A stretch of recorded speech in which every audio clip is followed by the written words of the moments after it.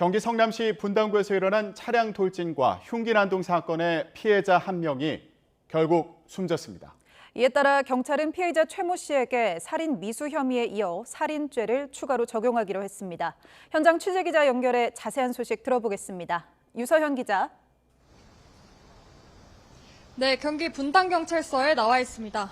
네, 안타까운 소식이 전해졌습니다. 분당 흉기 난동 사건 피해자 가운데 한 명이 결국 숨졌군요.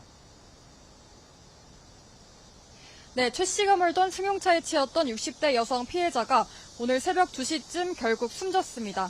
피의자 최 씨는 지난 3일 오후 5시 50분쯤 차를 몰고 인도에 있는 행인들을 잇따라 들이받은 뒤 AK 플라자 백화점으로 들어가 흉기 난동을 벌였는데요. 차에 치인 5명에 흉기에 다친 9명까지 무고원 시민 모두 14명이 부상을 입었고 위중하던 2명 가운데 1명이 끝내 숨진 겁니다.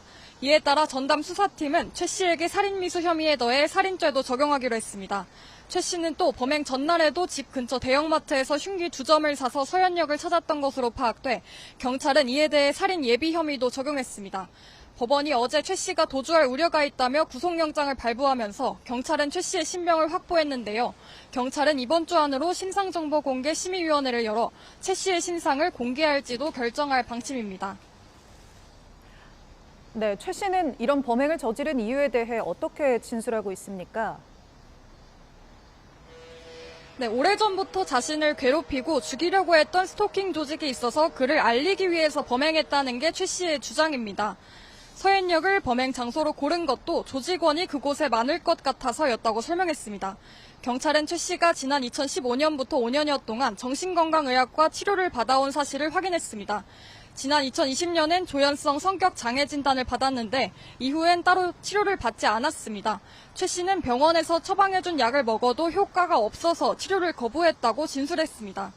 이에 경찰은 최 씨가 정신질환에 따른 피해 망상으로 범행을 저지른 것으로 판단하고 있습니다. 또 경찰은 최 씨가 앞서 있었던 신림동 흉기 난동 사건을 모방한 것은 아닌지도 들여다보고 있습니다.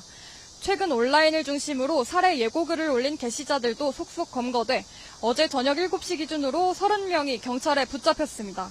붙잡힌 피의자 대부분은 단순 장난이었다고 진술한 가운데 경찰은 이들을 반드시 붙잡아 처벌하겠다고 강조했습니다. 지금까지 경기 분당경찰서에서 YTN 유서연입니다.